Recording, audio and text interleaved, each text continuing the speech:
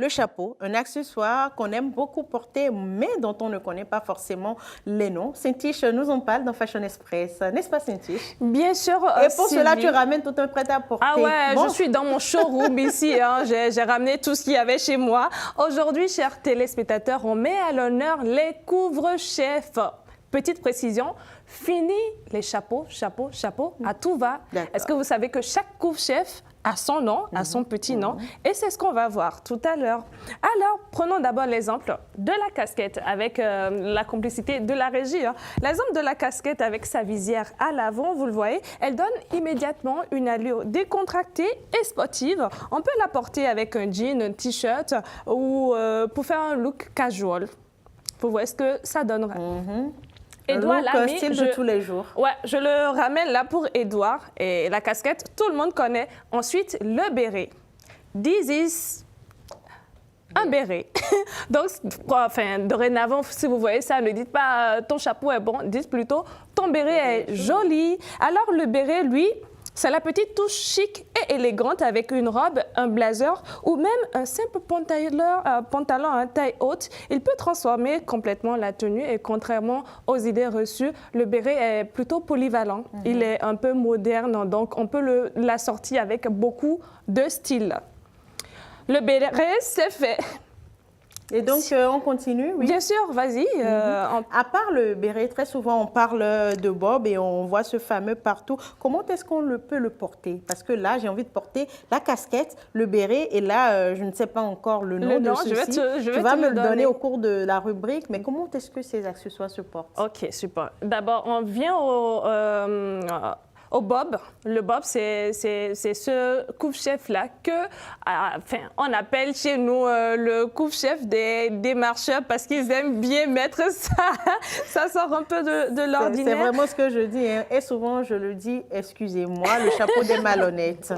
Alors, on peut l'associer avec une chemise oversize aussi et un pantalon fluide qui lâche vraiment, ou même une tenue monochrome. Le secret, c'est de l'assumer comme une vraie pièce de mode. Alors, on vient au bonnet. On a parlé, on a fait un peu le tour. Hein. Vous allez voir le bonnet à l'écran, ce que ça donne. Le bonnet, c'est ce couvre-chef-là qu'on met quand on a froid simplement, qui vient un peu ici avec une grosse écharpe au cou, un pull. Ça va, vous avez fait le style. Et puis, nous avons également la capeline avec son large bord qui apporte immédiatement une touche élégante. Et là, voilà, une capeline. Aussi à l'écran, vous allez le voir. Elle apporte, comme je le disais, une touche élégante et féminine à la tenue et parfaitement associée à une robe longue. On le met souvent en période estivale, en vacances comme ça, à la plage, pour les brunchs, exactement. Vous voyez un peu. C'est pas le chapeau des reines? Non, pas vraiment, pas tout à fait le chapeau des reines. Alors, à part cela, il y a la visière. Je parlais tout à l'heure de la casquette qui a aussi une visière comme ça. Et la visière, c'est un outil, un outil de travail, comme je peux le dire, qu'on protège son visage avec. Donc, la visière, c'est une forme de couvre-chef aussi. Ah, d'accord. Voilà, qu'on met, qui protège. Vous allez voir les tennisman, les filles mettre ça. On met ça aussi pour aller un peu au sport. C'est ce que ça donne à l'écran. Et maintenant, venons à ce que nous avons mis en plateau. Son nom, c'est le Panama. Oh, je voulais d'abord donner le nom que moi j'attribue à ça. Le chapeau de cow-boy.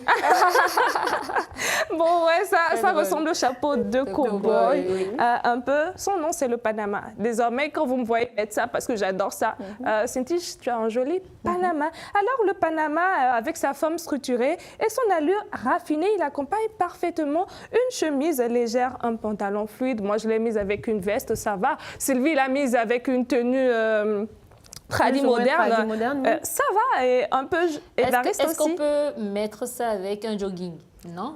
Un jogging, non. Avec un jogging, ça n'irait pas. Mais la mode, elle est transversale. Donc, on peut faire beaucoup de choses. Quand il s'agit de mode, on sort parfois des sentiers battus. Alors, il y a Aurel, tout à l'heure, qui a mis ce qui est à côté de toi. Son nom, c'est le Bibi. Le Bibi.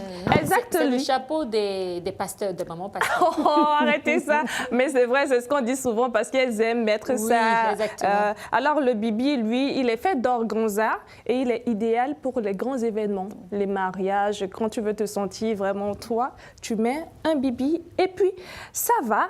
Alors le canotier souvent accompagné d'un ruban autour de la tête, le canotier, on peut le dire, c'est comme ça. Donc voilà, il évoque l'élégance aussi, estivale, Ça, une c'est touche plutôt adapté chic pour la plage? aussi. Pour la plage. Oui. Et aussi pour les événements parce que lui, ici, il a des côtés, tu vois, un peu fleuris, nœuds et tout. C'est un peu différent du canotier. D'accord. Mais Alors, vous donc, pouvez l'adapter. chaque couvre-chef peut changer un style. Mais Absolument. comment est-ce qu'il faut vraiment les porter pour changer un look? Là, moi, par exemple, je n'aurais jamais imaginé qu'avec ce Panama, je pouvais la sortir avec ma robe. Et c'est justement la petite astuce fashion que je vous donne ce matin. On choisit son couvre-chef en fonction de son style, mais aussi en fonction de l'occasion. Alors, pour une journée très casual, casquette ou bob, pour une touche chic, béret ou Panama, pour une allure élégante et féminine, la capeline, et pour une activité sportive, la visière ou même la casquette. Alors, pour finir, chers téléspectateurs, parce que Sylvie elle me fait de gros yeux ici, elle veut que je finisse vite. Pour finir, la prochaine fois, quand on vous dit joli chapeau, vous pourrez répondre avec assurance chapeau, non. Couvre-chef. Couvre-chef Ou Panama, exactement.